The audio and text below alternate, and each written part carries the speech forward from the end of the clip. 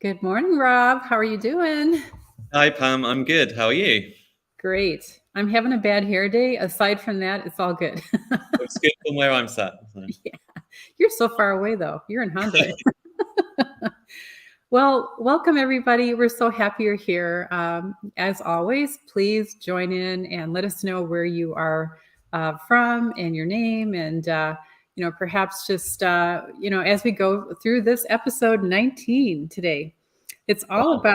about connecting the dots between stories from the past in your life and, weaknesses and vulnerabilities that we recognize in ourselves, turning those weaknesses into positives. So, those are the topics for discussion, and we hope you guys will be really able to add to this conversation, right, Rob? Yeah, it would be great if it's quite interactive and people can chip in with their own experiences, stories. Yeah, hello to Kimberly, Marla, Janan, Day, Ursula. We'd love to see you guys here. Susan, Henry, Scott, Natasha, yay, guys, Lisa, and Robert Simmons and BB. Okay, guys, and we love seeing you guys here. Thank you so much for being here, Diana, Curtis from Kansas. So Hannah, Lisa, Becky Horan. Okay. So Wow. what we're gonna start doing. We're so excited that you're here, and we feel like these topics here are super important. And so, how should we start this off, Rob? What do you think? So today we decided to do a little bit more freestyle. After I went overboard completely last week, preparing for the perfectionist talk, we thought, let's try and keep it a little bit more spontaneous. Right. Um, Let's so I start guess, out with yeah, like weaknesses and vulnerabilities, turning like something that you notice as a weakness in your early life, your early days, all throughout teenager awkward stage, to like where you are today and how you see something that maybe when you were young you saw as a weakness, and now how it's flipped and turned into like this great asset for you. Has that happened for you? definitely, yeah. And sometimes that flip can be just a little like subtle reframe, right? Yeah. Um, so I guess the big one is the sensitivity one. I'm not sure if we should jump into that straight away. Sure. I've got that on my list as well. So let's do it. Of course you have. The first word I have on my list of vulnerabilities as a child or as a teenager is shyness, which I guess is really interrelated with sensitivity or being highly sensitive. I wasn't shy in the sense of I was a loner. I did have friends and things, but I was extremely shy of like strangers and grown-ups. And um, I remember like at birthday parties, for example, I would, if it looked like I was going to win one of the games, I would voluntarily put myself out of the games, like musical chairs or something. So the idea of being center of attention was something that kind of terrified me. Hmm. Um, and yeah, I'm sure we can go into more depth on this, but as an adult and as an artist, being sensitive can be, like gold dust, hopefully. Yes. I mean, it Yes. comes with its challenges as well, but I wouldn't change being sensitive now for the world. Right. Yeah, and like when you're young, you don't realize how you don't know what you're going to become, first of all, and you're just dealt with the hands you're dealt with when you're born, right? And Mhm. when you're new in the world, and from the time we're very young, and we all have different, the way our parents talk to us, their belief system, all these things impact us. And I remember from a very early age, my dad did have a sense of humor, but it was kind of like it'd always be, well, he'd say something and I would be sensitive. Like he called me scupper lips. It's like, Dad, that's not very nice. It's like, oh, you're being too sensitive. You should just let it roll off you like water in a duck's back. And I was like, okay. I kept hearing that again and again, but he was in the Navy and he would explain what scupper lips meant. And it was like water falling off the deck, or something like that. I don't remember, but Yeah. the nicknames were not necessarily sounding too complimentary to me. And Isn't it interesting how, all those years later, you can remember those moments that are, oh, quite, yeah. Or Pamodam. I mean, who calls their kid Pamodam? Yeah. Well, anyways, these are just nicknames. And then of course I'd be sensitive, and my dad would say, "Oh, you're being too sensitive," you know.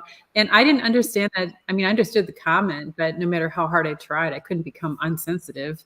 And now I look at that again, like you, as flipping it as, thank goodness I am sensitive to not just what people say, but now I think it's more, I'm not sensitive to what people say, because growing as an artist then means that you can forge your own trail and not worry about what others think. And that's a huge transformation for me. Like, it took me a long time to get here, but I feel like, yeah, it's important to be sensitive for sure.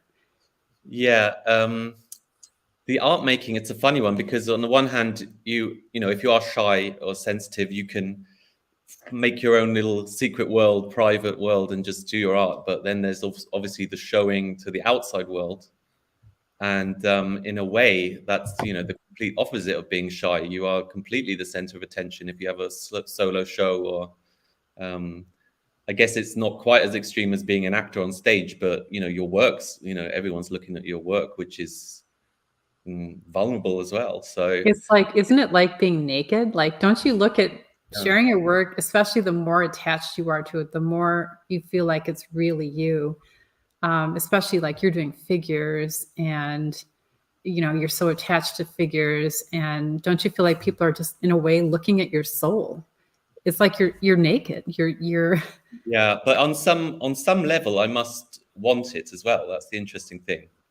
So it's much more complex than telling yourself, "Oh, I'm shy, so this is strange that I want this to happen."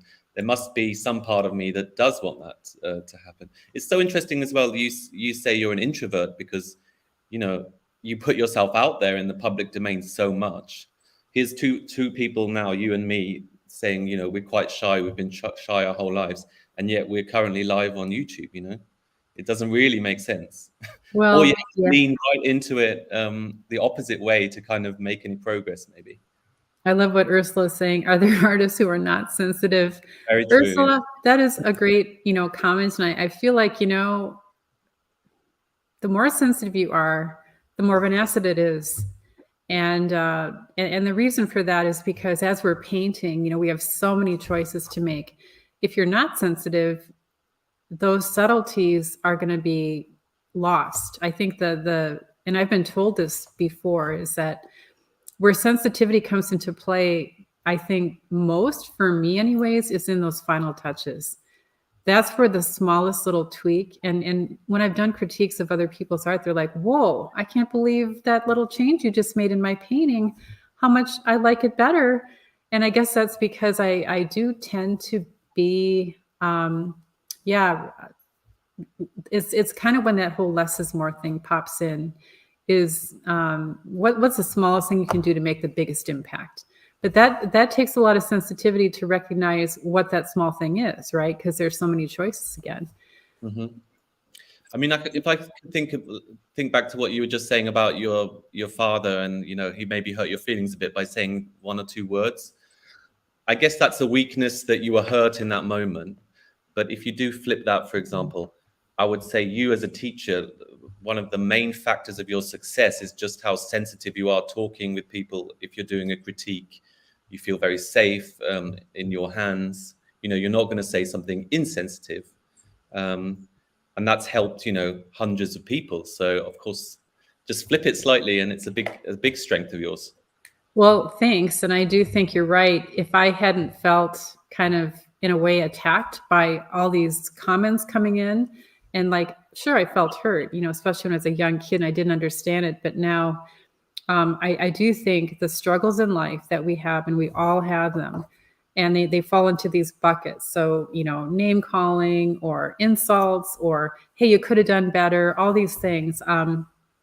We grew up feeling like, okay, that made me feel pretty awful. So now that I'm in control of my life, I'm going to not do those things that made me feel so horrible. To like, whatever people did to you, you want to do the opposite. And I That's can for you see, definitely one clear, you know, line where you've connected the dots there, right?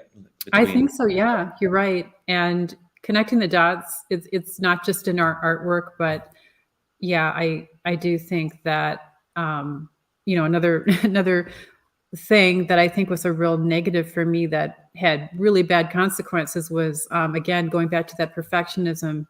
I was an overachiever, and I had this like facade. Nobody ever knew who I really was, but I was hiding inside of like this shell, almost like a snail has a shell around them.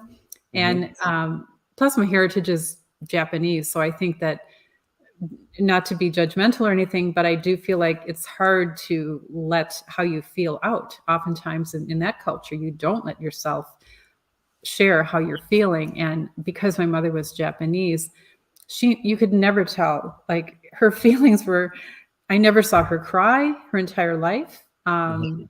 And things like that, to me, like, I was crying all the time. So I was like, well, why am I so different? And so I just think that turning that into a strength, hiding inside your shell, how that damaged me was that I tried to be perfect, and I was tried to always be in control, until in my 20s it built up to this point where I basically imploded, I think, is what happened. Like, your nerves can only take so much. And then after that experience, it was like I had no control. So I went from full control to absolutely zero control. And I dealt with that for so long that I think now in my art, it's like, okay, I learned what trying to be in control does to you. Don't do that. Yeah, do you find that too? Like, I find that the more I think about it, there's some things you can change, that growth mindset, and there's other things you simply cannot change. So it's just trying to identify, which is which. I love the analogy of, like, for example, Danny DeVito. He's mhm. never going to be 6 foot tall, or 2 meters. That's just not going to happen. So, on some character traits or personal traits, you just have to accept. And obviously, he owned it completely, and he turned it into a huge success for his career and stuff. Yes. And I always think of him in this kind of context, because some things, you just got to lump it as you are. So I guess you just talked briefly there about your story. My story, of course, it's multifaceted like everyone's, and there's lots of different strands to it. But one big thing I think that's impacted my life and also my art is the fact that I'm gay. And I've come to terms with that, over the years. It was a long process, but, in the last 20, 30 years. But at the time, when I'm at 15 years old or a teenager, there's a huge, huge shame you carry around with you. And basically you're terrified of the rest of the world finding out who you truly are, which is, not a place you want to be. It's not, a good place to be for your mental health. And yeah, on the one hand, I didn't get beaten up. I've, not had massive discrimination. Some parts of the world, you can get imprisoned and stuff, or, killed. But on the other hand, I definitely have suffered from it. It's definitely impacted my confidence at times. And I think that word shame, although I've become more and more proud of who I am, and making art is a great way of getting to know yourself better and reflecting more and accepting more. There's still a residue of shame. So I know a lot of other gay people, and I see this pattern again and again of overachieving. So, Hmm. you know, they're in a world where that, often their being gay is tolerated but not necessarily accepted. So it's kind of this thing of like, oh, well, that's a little bit of a minus point. That's a shame, but you're a nice person and you've got a good job and you look nice. And so Yes. a lot of gay people, like, I'm generalizing now, but you see it quite a lot that people are sort of pushing to overachieve and have a great body or be super fit or perfect home Mhm. or super nice. And I'm sure everyone listening, they've all got their own kind of, everyone has shame in some form or another, whether you're a minority or just your personal circumstances.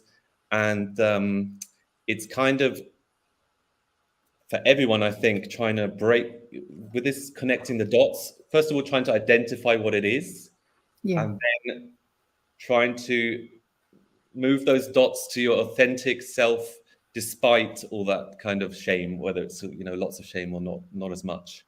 You know where I'm coming from there? Yeah, and I think it's beautiful how, like in your art, talking about connecting the dots, you've got this experience, like you deep down know who you are, and this is, you're. I would say, not only have you accepted it, but there's a certain amount of like courage that you've had to have in your life to do this, to be this person, to publicly be this person. And in your art I see like many references to your love of figures, and I think you it's really a tremendous forte how you use your art to describe, I feel a lot of like acceptance, but not always. Like, there are a lot of things in your work that all kinds of emotions that I get from your work, from maybe there could be a sense of fear, but there could also be a sense of acceptance. There's a lot of love, a lot of passion. So yeah, I think your art has given you this outlet to truly be yourself. Yeah, I feel like the more I do it, or the more honest I can be, the better. And doing this right now, for example, is a privilege, because the idea of owning something, the Danny DeVito thing, like I can't change who I am. So the only thing I can do is just accept it, and then Yeah. and try and express that in my art as clearly as possible.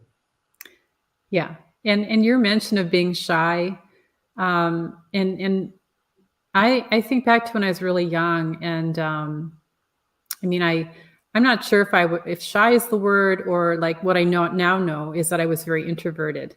People thought I would, when I was in high school, I remember that I loved sports, and I loved, music, and I loved to be in the band, and, whatever. I was always like trying to learn something that fascinated me, that even if it was a challenge, like academics were always a challenge for me, but I tried to do my best. Okay. So, but people took that as me being like, because I didn't talk a lot to other people or have a lot of friends. I didn't. People thought it was like, the word was standoffish. I remember one person said to me, "Oh, you're really standoffish." She looked back from her desk, and I clearly remember that moment. And Wow, so I interesting. thought, because she had given me a compliment of what I was wearing or something, and I guess I didn't really even say much. And she thought it was arrogant or standoffish. And I was like, no, I didn't even know what to say. I wasn't used to getting a compliment. And Okay. so, but connecting the dots to now, like you were saying, how I'm really out there and I'm teaching and all this stuff, it's like, I'm still an introvert. But the only reason why I can do, I think, what I do, and why I love doing what I do, and why I'm passionate about it, is because I also feel like it relates to one of the stories that's going to come up when we start talking about stories, is that I just love to see others succeed and not have struggles that I myself had. Because, whatever you suffer, hang on, let me clear my voice here. It's kind of irritating. I think however we suffer, in there's so many different ways, and there's so many things that that can develop into. But for some, I think for me, that learning curve for art, learning how to do it and be confident, and learn how to love your art, which is always a constant challenge. But whatever that circuitous route is, and then if you find like, whoa, now I get it. But again, that's you flipping it around, right? So Yeah. been sensitive in the past and had those struggles, and then, I mean, it's incredibly kind, incredibly generous to then say, right, I'm going to dedicate myself to helping others avoid those things, and that Yeah. also will show through in your work, that generosity. Oh, thanks. I'm not quite sure how. I wonder that too, because like we just went through this exercise in Masterclass 1 in Art Success Masters on, what do you value? And it's kind of amazing how, we often think a word that describes us, well, there's no connection to our art, but actually there is, especially when you combine these words. They start to relate to your art in ways that you never quite thought. And especially if you have a lot of words that describe you, different combinations seem to find their way into our art. Yeah. So, well, I think even showing your work, which you do a lot, is a very generous act, right? I mean, just aside from all the teaching and amazing sort of demonstrations you do and things. yeah, it's anyone who's shown work knows how you're putting yourself out there. You don't know what the reaction is going to be, but the stronger you feel about yourself and your art, it's an act of courage for sure. And that's why we do celebrate that, but we celebrate many things, because it's not just that ultimate of showing your work. It's actually the process and every single tiny, tiny step that went into that to make yourself get to that point. Let me look at some of the comments here. Let's see here. Okay. Oh, not that one, because I don't want anyone complimenting me. I'm just looking for, here's Becky Haran. Let's see here. People would say I was stuck up because I was shy. It wouldn't talk a lot. Yeah, that was me too, Becky. And how do you let go? So Kimberly's asking Sarah, oh, I'm working on it too. Would love to know how you let it go. Let's go back to Sarah's comment. Let's see here. So Sarah says, Kimberly, I felt so much shame and lived in my dreams until recently. Okay, these are, you guys, thank you for sharing these comments. I know it's not easy. And I'm just sort of like looking up and down the chat. Dave says, we all just want to be accepted for who we are. Yes, we do. And I don't know how many of you feel that, there has been in yourselves, when you look at the whole point of Masterclass 1 in Art Success Masters is to really dive deeply down into your past, good or bad, happy or sad. Everybody's life has these ups and downs. And we're not asking you to rip off a scab or open a door that's been closed, but the main thing is to look at the past, to find those things that inspired you and gave you hope and, made you want to be this artist or contributed to you being an artist. This is great from Jennifer Say, the topic of shame and vulnerability. Yes, Brene Brown is the person to watch. She's done a ton of TED Talks. I just listened to one of hers the other day. Incredible books. Thank you so much, Jen, for sharing that. Yes. I mean, all these comments are really great. I feel like, this title of connecting the dots is really pertinent because, we're connecting the dots right here to the last few chats we've had: vulnerability, authenticity, perfectionism, shame, our past, our stories. They're all so interconnected. Yeah. But one thing I wanted to say, I read this quite interesting thing recently that's helped me. So ultimately, it's about accepting yourself. It's about, being able to love yourself. I think that's important. A key ingredient to what we were talking about last week, which was that getting over perfectionism, just getting started, doing anything as long as you do something. But the thing I read was you can't really love yourself if you, I'm paraphrasing now, but if you hate or you haven't come to terms with the experiences in your past. So, of course, for some people, they're going to have really bad things that happened in their past. Everyone has sort of good and bad things, but of course, I accept that real, genuine trauma exists. But I think even in cases like that, extreme cases, our goal overall is to move forward, right, in life and also in art. And I think you have to find peace somehow with what's happened to you, and if possible, going back to, for example, what your father said to you, you can reframe it. So, you can think, oh, that hurt me at the time, but okay, well, that's because, someone said something to me that was out of my control, and I'm just this amazingly sensitive soul. And it was hard at the time back then, but look at all the benefits I've got from that trait, ever since. So that kind of thing. Yeah. I mean, now I look back on it, it's like, oh my gosh, that was so funny. Yeah. But I certainly did not think that at the time. But anyways, the other thing I want to mention, this quote from Edgar Allan Poe, which when I saw it, I thought, honestly, in our pro group and in Art Success Masters, we have so many, it's a fabulous community where people do feel safe and oftentimes they share their vulnerabilities. And I remember in the early days of Pro, I sent out a request, if you guys have a precipitating moment, meaning a time when life just turn of a dime changed. I had that experience. It was in the form of something that was so devastating to me that I remember like it was like yesterday. That feeling never goes away, but and the understanding of it, like the confusion and why is this happening to me, and like, oh my gosh, this is so horrible. But now, like 30 years later, I look back at it, it's like I wouldn't change a thing, right? So that's the healing of time. But there's this quote by Edgar Allan Poe, and I know I may not be saying it quite right because the way he writes is so beautiful. But it is, never to have suffered is never to have been blessed. And I think about that quote so often, and I've shared it with others who I know are going through a very, very difficult time. Not at the time they're suffering, but maybe later, because I think the whole point for me, like personally, the way I look at life is that we're not really here to have a great time and for everything to be going smoothly and like everything's just so happy. And it's like the movie with Jim Carrey. What's it called? The one where everything's perfect and he's actually being filmed and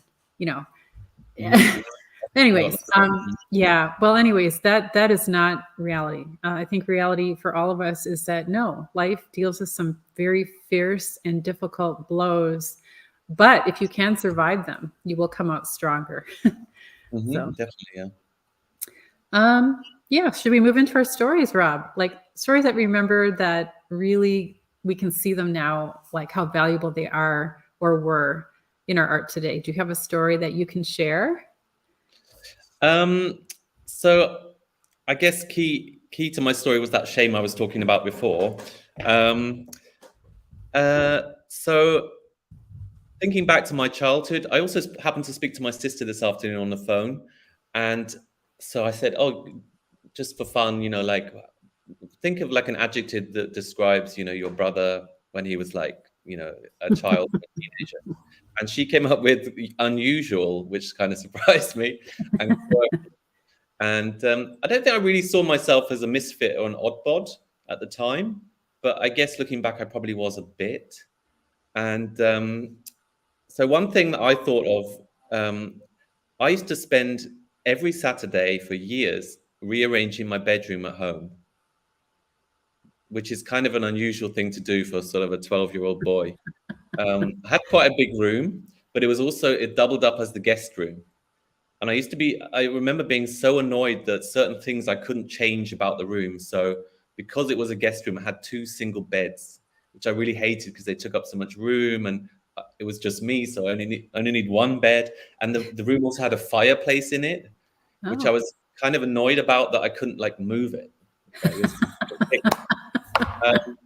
So I don't know what this means, what this sort of deeper significance is, but if I compare that to my art life now or my house now, I am doing the same thing kind of on a daily basis. It's almost as if now I've grown up, I can authorize myself. I've got permission to do that, 10 times bigger, 10 times over.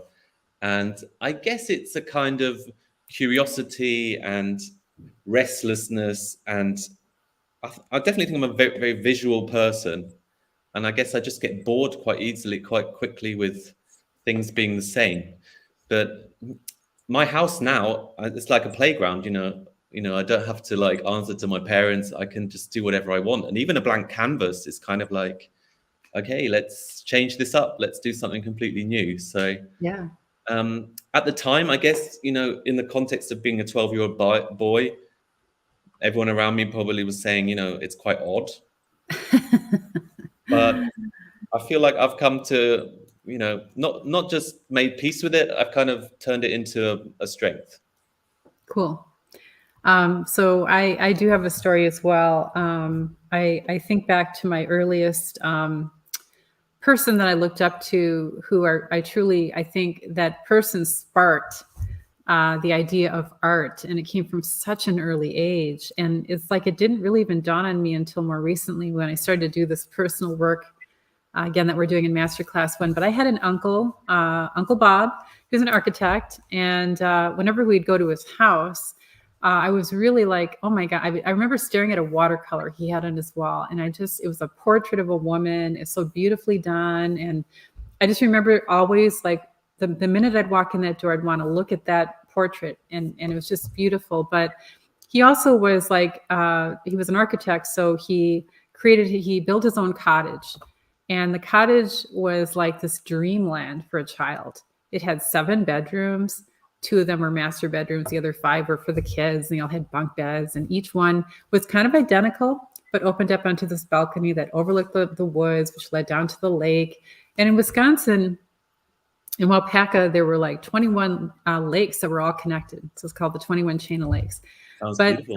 yeah, and I guess the way that he built this cottage had such an impact on me, because every place you looked, the design of it, from the timber on the ceiling to the duck decoys that were always placed beautifully as you're walking down the stairs, the steps leading down to the pier, the handmade pier.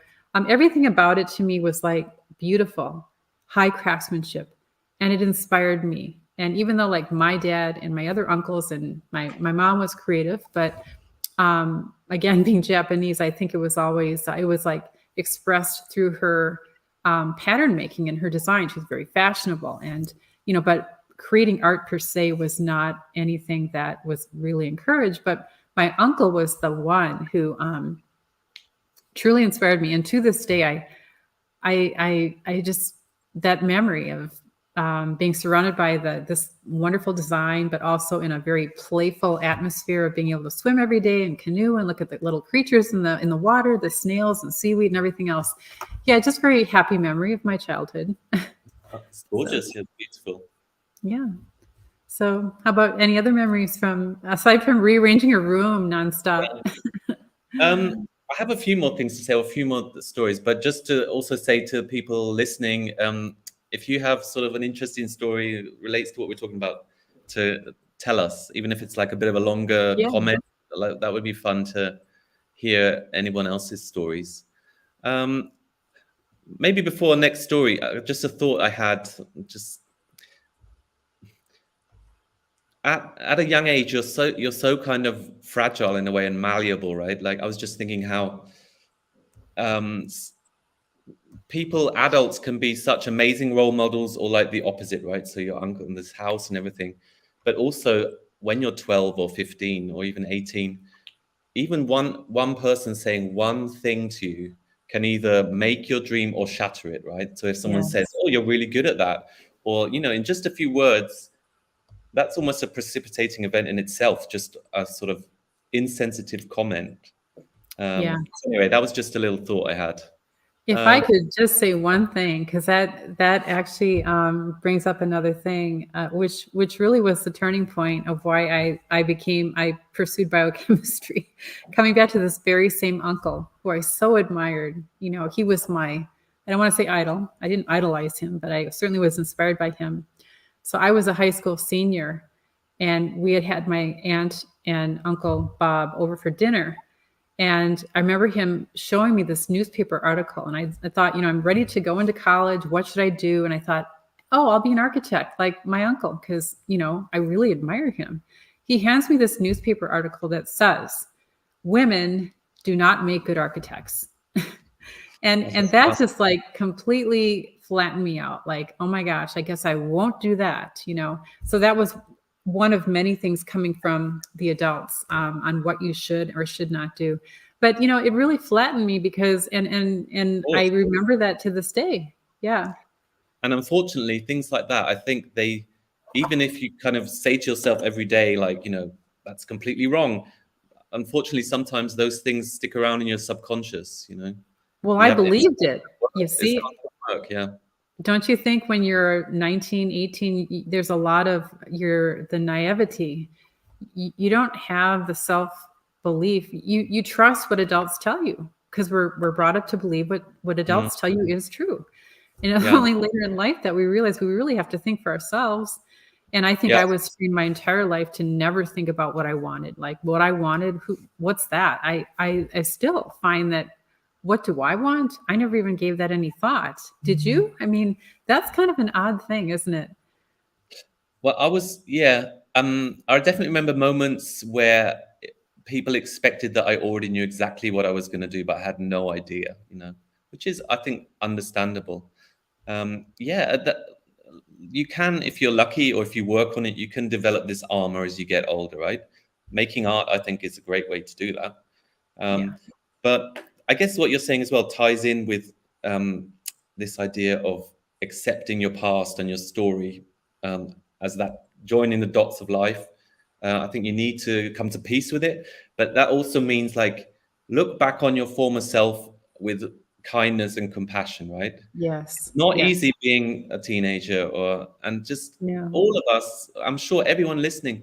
There's tons of bad times you go through. I mean, there's ups and downs at all ages, but it's tough being young in lots of ways. So Vandy Studios wrote, I've always hated the word talented. Remember, Rob, you and I had this discussion about talented. Neither one of us thought that there's no such thing as really talent in art. I take it as an insult that stings. I am not talented. I am not talented as that denies the work and effort it took to get to the skill I now have.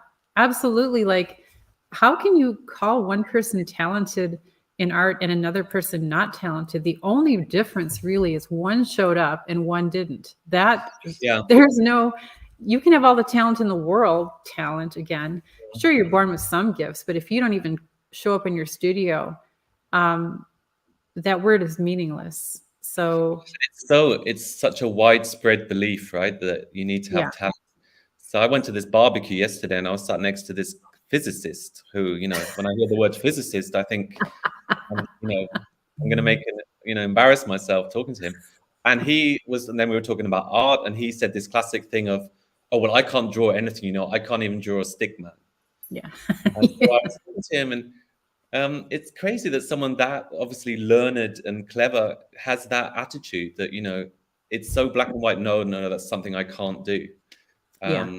So I guess that's another topic entirely, but yeah, to avoid that black and white thinking that we're the finished product again, right? And you can do one thing and we're terrible at another thing. Yeah. I think the only gauge for an artist is, the number of hours underneath your tire, number of miles under your tires, because the person who's gone 1,000 miles versus the person who's gone 5 miles, the difference is clear. What's happens in society is they look at the person who's gone 1,000 miles and say, wow, that person has talent. And the person who's done 5 miles, that person, they're thinking does not have talent. No, it's not that. One person showed up a whole lot more, had many, many things that didn't quite turn out the way they wanted to, but they kept plugging away no matter what, because they had that drive and that passion and so there are a couple of great comments here, and we get so carried away with our conversation. Okay, so Susan Spector says, interesting comment here about moving furniture. You don't have to be where you are. If you get older, you could keep traveling to not be in your own circumstances. That's interesting. That's nice. Let me just pull a few other comments. There's so many great ones here, you guys. Thank you so much for contributing to this conversation. We want to include you. Okay, Sarah McCracken. I did challenge some people about things they said to me when I was a teenager that really cut into me. They never remembered saying those things. Oh my goodness, that's right? I never said that. I clearly obsessed over those things far too much. Yeah, and I also want to say, guys, thinking back to your childhood or whatever, if you had a precipitating moment, having now decades have passed and you're looking back and it's like, how many of you feel like as this grown-up person now, you have this, empathy and compassion? I think that's oftentimes something that we value. And for those of us who value those things and have those things, don't you feel like you just want to reach back in time and give that suffering person like this big hug? Like if only that person, you, the older person, could have been there to support that person who's having the precipitating moment and just comforted them. And given them the understanding that you now have, knowing that in time you will heal and you'll be stronger and you'll have more courage. If only, right, when you're having that precipitating moment, somebody, anybody, whether they know you or not, could give you that it'd be amazing. But of course, we can't do that. But we can learn, from our past. So, yeah, One point I wanted to make as well, because for a while I was confused about this. But I think of the Discover Your Soul and how the joint, the dots are connected into your artwork in two ways. So you have the more obvious way, which is like if you happen to live by the beach or if you happen to live in the woods, you might love or you might just love the coast. So visually in your artwork, there will be references to the coast and, direct pointers. But what we're talking about right here, I'm sure that some people will be, listening and thinking, okay, so I had this bad time when I was 16, but how does this translate into and I like to think of art as being, it's storytelling as well, right? So you don't have to, sometimes I've interpreted directly and I've made a portrait of someone who's kind of my self-portrait, maybe at that age, and maybe that's a bit more direct. But if we're talking about abstract work, art has this, I think, value, there's so much valuable things to be said that are kind of unsayable. And that's yeah. where art comes in, Yes, I so agree with you. As much as we talk about the visual language of art and how to, you know, the reason I stress that is so that basically it gives you some strength and confidence to talk to others, to explain what you are doing. But art is the unsaid often, unless we're doing cowboys on horses, there's something wrong with that. But I mean, there's more of a narrative in a lot of Western art. There's more of a narrative and maybe even surrealism, but not all art has a narrative. And you shouldn't ever feel like you have to tell a story. Your story is in every mark you've made. And I feel like in some ways, and I always stress process, like there's so many choices in art, so many mediums we could do, so many techniques we could do. But what do you want to do? Like, of all those things, there are hundreds of things you could do in your studio. What are the top things that make you happy? Because of all those other things that, you build over time, all these workshops, all these techniques, all these mediums, your studio is overflowing with stuff. And you're like, but I really only like that medium. And yet you hold on to the other 10, right? Because you paid for it. You don't want to lose money. But less is more. And I'm feeling that now as I get older. As I look around, I've got all these things piling up, and it's like, okay, you start to be willing to give up some things that are precious to you because time is short. And you realize that only some of those things lead to a genuinely happy process. Like for this coming Thursday, we're gonna have a live call in our Art Success Masters, and I hope you guys that are in pro here are going to join me. I was on Instagram one day and I saw a woman flipping through her own sketchbook, and it had 3 tiers. And it was just the coolest thing. I was mesmerized by it. And I was like, wow, how did she do that? Well, I talked to Tina Von Busick and she was like, oh, that's easy. I like easy, right? So with that easy idea, I did it all yesterday. I made this sketchbook. I'm really happy with it. I want to share it with you guys because all it is in Masterclass 1, we're focusing on Discover Your Soul. And for those of you who did a contrast sketchbook, that was like, okay, you've got 2 pages here, light and dark, curvilinear, rectilinear, warm and cool. And you've got this wonderful thing to remind you of contrast, which contrast very much in your own life relates, right? So that's connecting the dots. In your life, you have contrast. In your art, you have contrast. Well, of all those things you just did in your concertina sketchbook, you probably have a few that really were interesting to you. So in mine, I just chose a couple contrasts that really spoke to me. And I did 1 piece of artwork, and then I did like a concertina thing. And then I put 2 lines to like cut it into thirds. I'll show you how on Thursday. Sounds great. Now it's cool because you flip through it, and depending on how you flip it, you get like 100 different combinations. It's just a way to play. That's really, really interesting. I hope you'll do it, Rob, because I'd love to see I definitely will. Sounds like a good way to get clarity on what you're just saying about less is more. Of course, that's not a new concept, but quite so often, like you really can't see the wood for the trees, right? Is that the saying? Yeah. Less Uh, is more is pretty tough. And I think it's yeah. because we surround ourselves thinking the more choices I have, the more materials I have, the more workshops I take, more is going to make me happier. But Mm. it's kind of like stuffing a suitcase, that suitcase that you have to sit on to get it closed. And you're Yeah. like, and then once you get it closed, you can't even like lift it to get it up the stairs. Whereas if you only took 3 items, the things that you love the most, you'd make do with it and you'd be happier, You I wouldn't mean, pull I your guess muscles and that's also another strand where you want to connect the dots, right? Like, yes. I like this aspect of getting to know yourself is really paying attention to what grabs your attention, right? So Yeah. It's what that you love. spokes and sparks thing, that little diagram I did the other day. Kimberly asked, what kind of materials do we need? It's super simple, Kimberly. And I will show you this on Thursday. The materials you need are basically a sheet of paper. And as far as the size of it, I'll help you determine that. Uh, and because because the piece of paper is long and skinny, all you have to do, it could be printer paper, it could be watercolor paper, anything that's foldable and, kind of something you enjoy working on. You're going to create a work of art on a long, skinny sheet of paper and then accordion fold it and stick it in a book. Or you can have covers or you don't have to have covers. I have a little way to cheat and not have to make your own book covers because I'm lazy. So, yeah. But I will give you all the stuff you need for that. And I hope that you will enjoy it. Sounds exciting. Yeah. And here's Susan Henry Scott. She says, I gauge my success by looking at one of my finished paintings and it speaks to me. That's what makes me happy. Oh, I love that. A work that really makes you happy is like the greatest clue. Don't you think, Rob? Yeah. It's obviously expressing something that, yeah, you had to express or that nourishes you in some way. Well, let's think, honestly, of all the things we do in our studio, like maybe 1 in 10 is something that really genuinely makes you happy.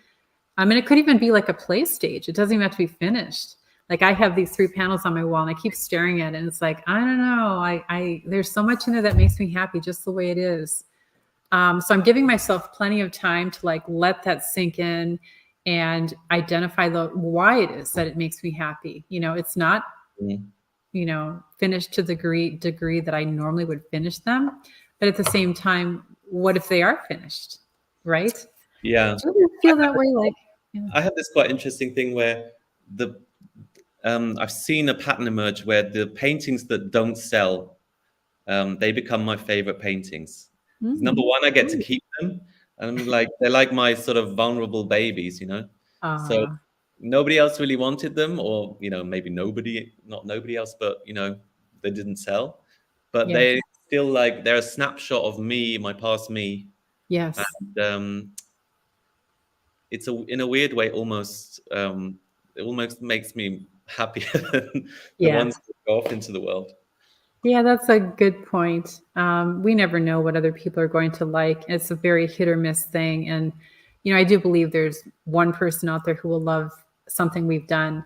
But connecting with that one person in the world is pretty tough. We've got galleries and we've got our online presence and all those things. But in the end, again, that's the end point.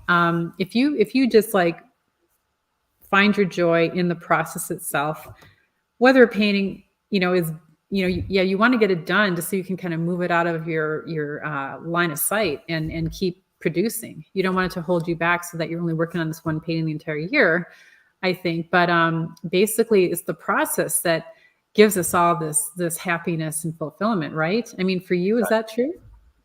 Yeah, that's absolutely going back to our conversation last week, right? Yeah. You just need to, as much as possible, try and let go of the past and the future and just be in your studio and enjoy it, hopefully. Yeah. So we're probably, yeah, at the top of the hour here. And here's Jan Hoffman saying, celebrate our private collection. Yes, private collection is a great way to identify works that we want to keep, and I think that says a lot. And let's see here. It can be. Let's see here. This person says, editing helps with less is more, paint out the excess. I also overwork my painting and have to go back and delete. Yes. Editing is such a critical thing. And the more we do it, the easier it gets. On the theme of this chat as well, like just, I think it always helps to take a moment to reflect and then think back, where does that come from, you know? Right. That's Yes. where getting to know yourself really happens. So rather than just noticing how it comes out in your art, what is it about yourself that makes you like that? Yeah. Each one of us is so unique. And, that's why, like, if you're ever concerned somebody is going to rip you off and copy you, don't worry. They're not going to be able to do it for long. Maybe they Yeah. can do it for a minute, a day, or a week, but then they're gonna be like, you know what? This just doesn't feel right. I've done it. I've tried to copy a Rembrandt when I was really young. And it was great because I learned a lot, but it's like, okay, Rembrandt, you go over here. Yeah. I'm good. Shiloh says, I'm reading the emotion code to release trapped emotions from the past. It works on the subconscious. Ooh. Bonus is it helps to connect and develop your intuition. Wow, that's a good one, Shiloh. Maybe you could put that in the resource section. We'd like to remember that one. Thank you for sharing that. Yeah, And, of course, intuition is a key word. And I absolutely believe that also our bodies hold on to so much sort of past emotions, past trauma and things, much more than many of us think. I think the subconscious is somewhere where that malleability can be worked on, right? You can definitely develop in certain ways moving forward. Yeah, I love to think of art is the one thing we can do in life to channel anything and everything. It's kind of like stream of consciousness is for people doing morning papers, morning pages. And I tried that in the artist way, but I lasted like 2 days.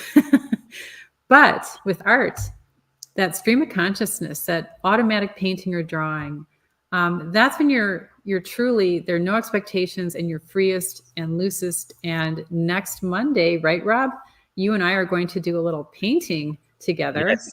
We are going to, just this little ad for next Monday, we are going to set some parameters. We don't know if we're going to have the same parameters or that whole less is more. And the whole idea of with limitations, you give yourself like a ton of freedom. So, yeah, enough talking over the last few weeks. And if anyone wants to join in with us, yes. Yeah. Yes, any medium, it won't matter, but whatever parameters we choose, you might be thinking ahead to like choose 3 parameters, like maybe a color palette, choose the size of paper you're going to be working on, or cradle panel, or whatever it might be. And I think a color palette might be helpful to think ahead, right, Rob?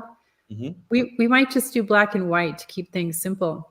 But anyways, we hope you'll come play with us, because if you guys enjoy this as well, please, if you're not already subscribed to my channel, I might as well just ask you to please subscribe, because number one, that'll give you a notification when we do go live, in case you're like, oh shoot, it's Monday and I forgot. Well, you'll get a little email that says, hey, where are you? Because there's a Momentum Monday going on. Anyways, we want to thank you guys. Thank you so much, Rob, for chatting with me, and for all of you guys out there. Yeah, thank you guys out there for joining in the conversation. And I'm sorry that I couldn't pin more comments.